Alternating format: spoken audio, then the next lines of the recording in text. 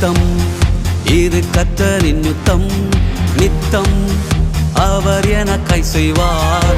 சேனைகளின் கர்த்தர் அவரே, யுத்தத்தில் என்றும் பெரியவரே.